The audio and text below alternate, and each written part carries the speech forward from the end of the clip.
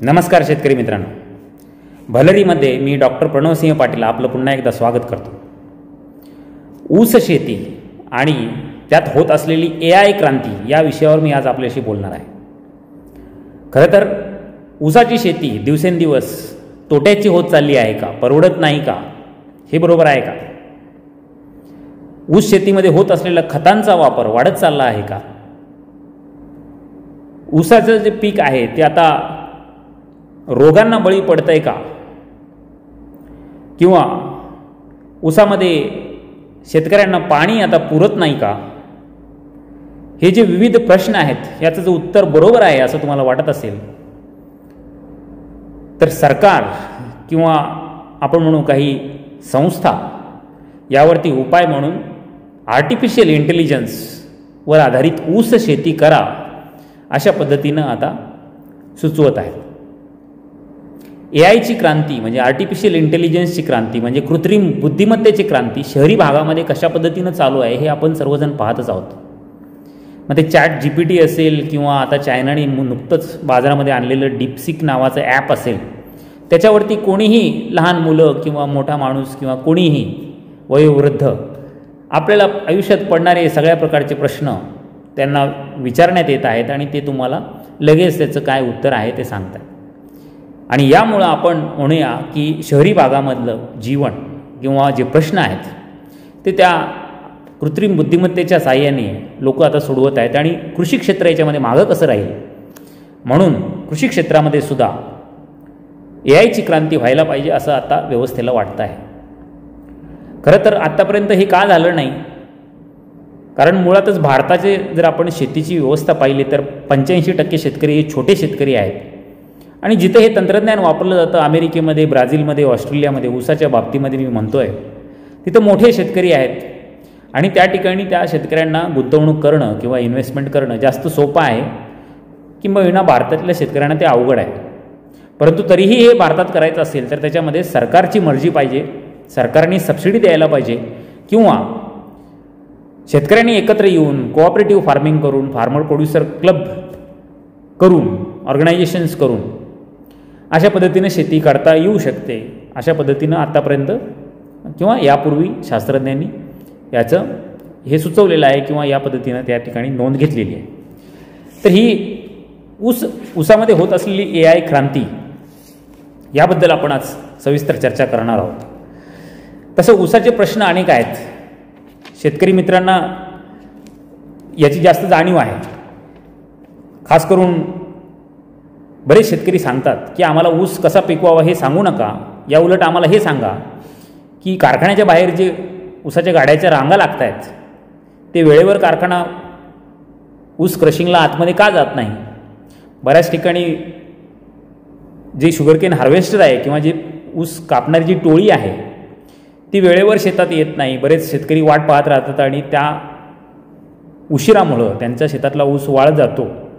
अशा परिस्थिती ही जास्त मोठा प्रॉब्लेम आहे असं शेतकऱ्यांच्या दृष्टिकोनातून जर विचार केला तर ऊसाची रिकव्हरी कारखाना कमी दाखवतो, ऊसाची घट दाखवतो, वजनाची घट दाखवतो, वेळेवर पैसे भरत नाही. म्हणजे आपण म्हणू की ऊस पिकाचं उत्पादन हा प्रमुख प्रश्न शेतकऱ्यांना वाटत नाही. उलट ऊस पीक काढल्यानंतर किंवा तयार झाल्यानंतर तिथून पुढची जी साखळी आहे तर त्याच्यामध्ये खरं तर जास्त प्रश्न आहेत असं शेतकऱ्यांचं म्हणणं आहे. परंतु ते प्रश्न त्याला कशा पद्धतीनं सोडवावं लागेल याचा विचार शासनानं करणं गरजेचं आहे असं म्हणायला हरकत नाही आहे. कारण आपण म्हणूया की ऊस तोडल्यानंतर कारखान्यामध्ये जाईपर्यंत जो मधला काळ आहे, जो रस्त्यावरती उशीर होतो आहे, आपल्याकडे बैलगाड्या आणि ट्रॅक्टरच्या साहाय्याने ऊस नेला जातो आहे. ब्राझील आणि ऑस्ट्रेलियामध्ये ही प्रोसेस फार फास्ट आहे. 6 ते 12 तासातच त्यांचा काढलेला ऊस हा लगेच कारखान्यामध्ये क्रशिंगला जातो. आपल्याकडं काढलेला कापलेला ऊस कारखान्यामध्ये क्रशिंगला जायला 24 तास ते 72 तास लागतात. म्हणून आपली जी रिकव्हरी आहे ती कुठेतरी त्या उशिरामुळे मार खाती आहे का? 12 ते 14% रिकव्हरी ब्राझीलमध्ये, ऑस्ट्रेलियामध्ये लगेच ऊस क्रश झाल्यामुळं मिळते आणि आपल्याकडं हे जो मधला उशीर जो होतो आहे याच्यामुळं ऊसामधली सुक्रोज किंवा साखर कमी होत चाललेली आहे. मग याला कारणीभूत कोण आहे? याला काय नेमकं करणं आवश्यक आहे? तिथं AI तंत्रज्ञान खरं तर वापरणं जास्त गरजेचं आहे. पण आपण म्हणूया ठीक आहे, कुठेतरी सुरुवात होती आहे आणि पिकाचं जे नियोजन आहे मग त्याच्यामध्ये सुद्धा शेतकऱ्यांना अनेक प्रश्न आहेत. खास करून आपण म्हणू की पाण्याचा प्रश्न, कारण ऊसाला पाणी भरपूर लागतं आहे. तर बऱ्याच वेळेला उन्हाळ्यामध्ये पाणी कमतरता त्या ठिकाणी भासते. खतं जे लागत आहेत ऊसाला, भरपूर प्रमाणात खतं लागत आहेत, तर त्याची जी आपण म्हणू इफिशियन्सी आहे तर ती कशा पद्धतीनं खताचा वापर होणं गरजेचं आहे. तर हे नियोजनातले काही प्रश्न आहेतच. शिवाय बेण्यासंदर्भात काही प्रश्न आहेत. जातीवंत निरोगी बेणं मिळणं हा प्रश्न आहे. मग याच्यामध्ये हे सोडवणूक करण्यासाठी आपण म्हणूया की कृत्रिम बुद्धिमत्ता किंवा ही आधुनिक शेती, यंत्र वापरून करणारी शेती, सेन्सर वापरून करायची शेती आता करावी लागणार आहे. याच्याशिवाय आता पर्याय नाही असं शासन किंवा आपण म्हणू व्यवस्था आपल्याला सांगते आहे. तर कृत्रिम बुद्धिमत्ता वापरून नेमकं होणार काय आहे, ही AI ची शेती म्हणजे नेमका काय प्रकार आहे. तुम्ही काही यूट्यूब व्हिडिओसुद्धा पाहिले असतील. तरी पण मी पुन्हा या ठिकाणी रिंगण लाईव्हच्या प्रेक्षकांसाठी पुन्हा एकदा थोडक्यात सांगू इच्छितो की शेतामध्ये आता सेन्सर बसवले जाणार आहेत. मातीमध्ये सेन्सर बसवून मातीमध्ये कोणते मूलद्रव्य नेमके आहेत, न्यूट्रिएंट्स कोणते आहेत, किती प्रमाणात आहेत, हे माती परीक्षणाची गरज जी आहे ती आता सेन्सरच आपल्याला सांगणार आहे. माती परीक्षणाची वेगळी गरज लागणार नाही. किंवा आपण म्हणू ड्रोन कॅमेरावरती काही सेन्सर्स बसवून किंवा ड्रोनमध्ये काही कॅमेरे बसवून शेताचे फोटोग्राफ्स घेतले जाणार आहेत आणि त्याच्यामधून काही कीड वगैरे किंवा रोग त्या पिकावरती पडला आहे का ते तपासलं जाणार आहे. प्रत्येक शेतामध्ये किंवा प्रत्येक जर शेती छोटी असेल तर गावामध्ये एक हवामान केंद्र हे बसवणार आहेत आणि शेतामधलं हवामान किंवा त्या गावातलं हवामान कशा पद्धतीचं आहे त्यानुसार ऊसामध्ये किंवा त्या शेतामध्ये काय बदल करणं गरजेचं आहे हे आता या सेन्सरमधून किंवा या हवामान शाळेतनं त्या ठिकाणी शेतकऱ्याला माहिती मिळणार आहे. आणि नेमका ऊस केव्हा तयार होणार आहे कापणीसाठी याचंसुद्धा म्हणजे आपण म्हणू उतारा किंवा पक्वता कोणत्या भागातला ऊस आता काढण्यासाठी तयार आहे हे कारखान्यांना माहिती मिळणार आहे. म्हणजे ते सुद्धा शेड्यूल एक प्रकारे हे आर्टिफिशियल इंटेलिजन्स करून देणार आहे असं म्हणायला हरकत नाही. आणि प्रत्येक शेतकऱ्याला याचं एक ॲप त्यांच्या मोबाईलवर मिळणार आहे आणि त्यांच्या शेतीमध्ये हे सेन्सर्स काय सांगतात आहे आणि शेतकऱ्यांनी काय करणं गरजेचं आहे हे मार्गदर्शन त्या ॲपवरती शेतकऱ्यांना मिळणार आहे. अशा पद्धतीची शेती, डिजिटल शेती, रिमोट सेन्सिंगच्या आधारे करण्यात येणारी शेती किंवा पूर्वी याला प्रिसिजन फार्मिंग असं सुद्धा एक नाव होतं.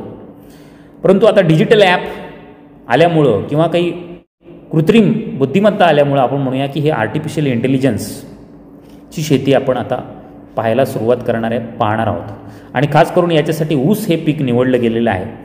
कारण ऊसाचं क्षेत्र महाराष्ट्रामध्ये भरपूर आहे. ऊस हे एक आपण म्हणू कॅश क्रॉप आहे किंवा आपण म्हणू की शेतकऱ्यांना नगदी पीक आहे आणि त्याच्यामुळं काही गुंतवणूक करण्याची शक्यता हे शेतकऱ्यांकडे असते. कारण हे नगदी पीक असल्यामुळे हे शेतकरी काही गुंतवणूक करून त्यांच्या शेतामध्ये काही प्रयोग करू शकतात.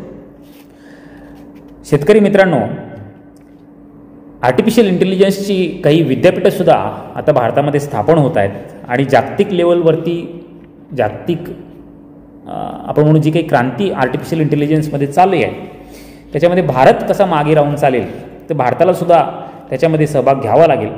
आणि कृषी विभाग आणि भारतातलं जे सहकार कोऑपरेटिव्ह शुगरकेन फॅक्टरीज जे म्हणू आपण हे एकत्र येऊन, सरकार एकत्र येऊन आणि काही संस्था, ॲग्रिकल्चर डेव्हलपमेंट ट्रस्ट बारामतीनं त्याच्यामध्ये पुढाकार घेतलेला आहे आणि हे सगळे एकत्र येऊन शेतकऱ्यांसाठी आर्टिफिशियल इंटेलिजन्स ही टेक्नॉलॉजी कशी स्वस्त करता येईल, त्यांच्या शेतामध्ये कशी बसवता येईल, त्यांना त्याचे प्रयोग कसे दाखवता येतील याच्यावरती सध्या फार मोठ्या प्रमाणामध्ये काम चालू आहे. आणि ऊसामध्ये हे बदल होत आहेत ही माहिती आपल्याला असणं गरजेचं आहे.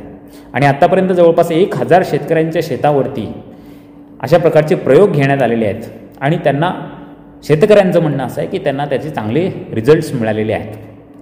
परंतु त्याच्यामुळं लगेच ही क्रांती होईल का किंवा हे तंत्रज्ञानच सर्वोत्तम तंत्रज्ञान आहे का तर असं म्हणता येणार नाही. आत्तापर्यंत अनेक प्रकारचे तंत्रज्ञान आलेले आहेत.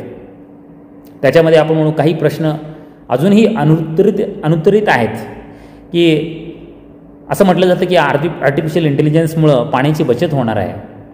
खरं तर आपण म्हणू ड्रीप इरिगेशनमुळं 50% पाण्याची बचत होते हे आत्तापर्यंतचं संशोधन आपल्याला सांगतं. तरीसुद्धा किती शेतकऱ्यांनी ऊस जो आहे तो ड्रीप इरिगेशनवर लावलेला, अजूनही बरेच शेतकरी ड्रीप इरिगेशन करू शकलेले नाही आहेत. तर ही जी 50% बचत ड्रीपमुळं होते ते पहिल्यांदा व्हायला पाहिजे आणि हे तंत्रज्ञान वापरून मग अजून जास्त काही पाण्याची बचत होणार आहे का याचे प्रयोग किंवा याचे निकाल अजून येणे बाकी आहे. दुसरं, खतामध्ये बचत होणार आहे असं म्हटलं जातं. तर मग पूर्वी माती परीक्षण करा असं शेतकऱ्यांना सुचवलं जात होतं, तरीसुद्धा अनेक शेतकरी माती परीक्षण करू शकले नाही, किंबहुना आपण म्हणू लॅबोरेटरीज त्यांच्या भागामध्ये नाही आहेत, किंवा काही खाजगी लॅबोरेटरीज जे आहेत किंवा जे शासकीय लॅबोरेटरीज आहेत त्याच्यामध्ये जे यंत्रसामुग्री आहे किंवा जे तज्ज्ञ लोक आहेत तर त्यांचं जे माती परीक्षण अहवाल आहे तो शेतकऱ्यांच्या तेवढासा उपयोगाचा ठरलेला नाही की काय, असा प्रश्न निर्माण झालेला आहे. आणि त्यामुळं माती परीक्षण करण्यामध्ये सुद्धा आपले शेतकरी बरेच मागे आहेत. परंतु हे जे AI तंत्रज्ञान आहे याच्यामध्ये पिकाच्या पानांमधील जे मूलद्रव्य आहेत, घटक आहेत, त्यानुसार त्या पिकाने आतापर्यंत किती न्यूट्रिएंट घेतले, त्याला काही कमतरता आहे का, तर हे तपासलं जाणार आहे असं म्हटलं जातं आहे. आणि त्यानुसार म्हणजे एक प्रकारे आपण म्हणू जसं डॉक्टर आपलं ब्लड चेक करतात आणि त्यानुसार आपल्याला औषधं देतात, तसं हे पिकांच्या पानांमधली घटक चेक करून मग त्या ठिकाणी खताचं नियोजन सुचवलं जाणार आहे असं सांगितलं जात आहे. तर मग माझा प्रश्न असा आहे की याच्यामध्ये मग पुढे जे वाढ अवस्थेनुसार, पिकाच्या वाढ अवस्थेनुसार जे काही विद्यापीठं आपल्याला नियोजन करायला सांगत होते, तर मग त्या नियोजनाचं काय, मग ते नियोजन बाजूला ठेवावं लागेल का, आणि या वेगळ्या पद्धतीनं नियोजन शेतकऱ्यांना करावं लागणार आहे का, नाहीतर मग जर ते पण करायचं आहे आणि हे पण करायचं आहे असं जर म्हटलं तर मग अतिरिक्त खत लागेल आणि मग त्याच्यातनं शेतकऱ्यांना जास्तीचा खर्च खतावर करावा लागेल आणि आपण म्हणूया की खत उत्पादक कंपन्या आहेत त्यांना फायदा होईल, परंतु नेमकं कोणत्या पद्धतीनं खताचं नियोजन केल्यानंतर खताची बचत होणार आहे हे अजून सिद्ध झालेलं नाही किंवा अजून आपण म्हणू तो डेटा सगळीकडे उपलब्ध नाही आहे. कीड आणि रोग नियंत्रणाला फायदा होणार आहे असं म्हटलं जातं आहे.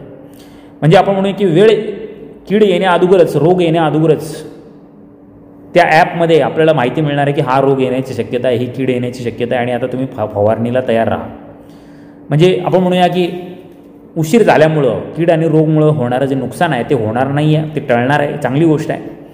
पण याच्यामुळं फवारण्या कमी होणार आहेत हे खरं आहे का, किंवा हे अजून तरी डेटा त्याच्यावर आलेला नाही किती फवारण्याची बचत होणार आहे.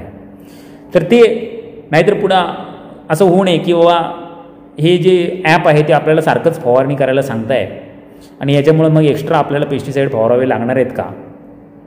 तसं म्हणून कोविडच्या काळामध्ये जसं आपल्याकडे ते एक ऑक्सिजन चेक करायचं मीटर आलं होतं की आपण हाताला ते लावायचं, अंगठ्याला लावायचं आणि मग ते आपल्याला ऑक्सिजन टक्केवारी सांगणार.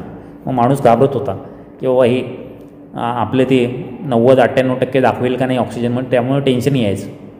तसा काही प्रकार हे ॲपमुळं शेतकऱ्यांना आता हे रोग येणार, आता हा कीड येणार असं थोडंसं जरा आपण म्हणू जास्त फवारण्या करायला लागणार आहेत का हा प्रश्न त्या ठिकाणी उपस्थित होतो. आणि जर कमी फवारण्या करायला लागणार असतील तर उत्तम आपण म्हणूया. आणि तिसरी गोष्ट, अजून एक प्रश्न की हे जे ॲप असणार आहे किंवा हे जे सेन्सर असणार आहेत ह्याचा खर्च किती असणार आहे, आणि आपण म्हणूया की हे वार्षिक खर्च करावा लागणार आहे का एकदाच त्याचा खर्च करावा लागणार आहे.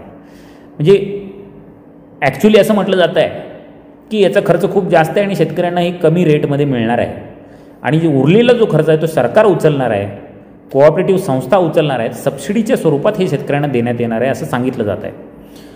मग हे जे सबसिडी आहे मग हे म्हणून एक प्रकारे हा फायद्याचा सगळा व्यवहार आहे का, तर हे एक चेक करणं गरजेचं आहे असं मला वाटतं की याच्यामध्ये जे रिटर्न ऑन इन्व्हेस्टमेंट आहे किंवा आपण म्हणू जी शेतकऱ्याची गुंतवणूक आणि त्याच्यावरती त्याला मिळणारी फायदा हा तितकासा मिळणार आहे का.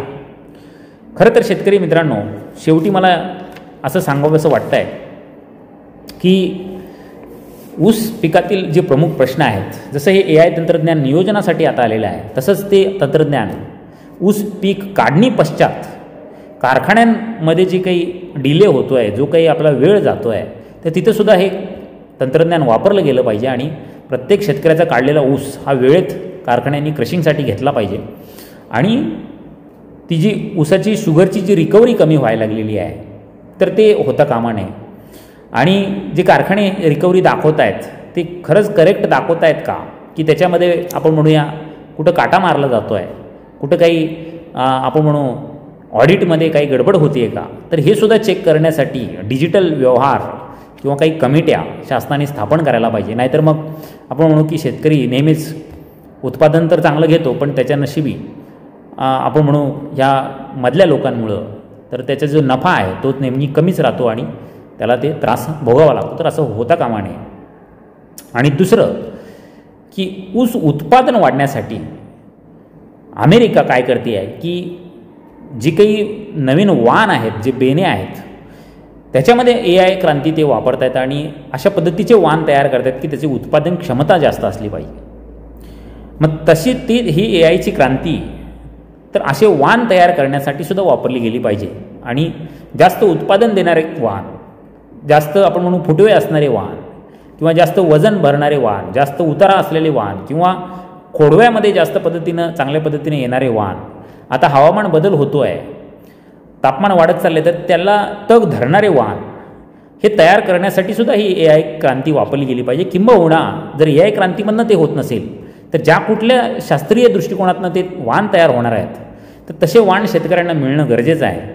आणि तरच म्हणू आपण की उत्पादन क्षमता किंवा जमिनीची सुपीकता टिकवण्यासाठी अजून काय करणं आवश्यक आहे तर याच्यावरती सुद्धा काम होणं गरजेचं आहे. तर ऊसामध्ये येत असलेली AI क्रांती याबद्दल भलरीमधनं आपल्याला मी आज माहिती दिलेली आहे. आज इतकंच. मी डॉक्टर प्रणवसिंह पाटील आपली रजा घेतो. तुम्हाला व्हिडिओ आवडला असल्यास तुम्ही जरूर आम्हाला प्रोत्साहन द्या. धन्यवाद.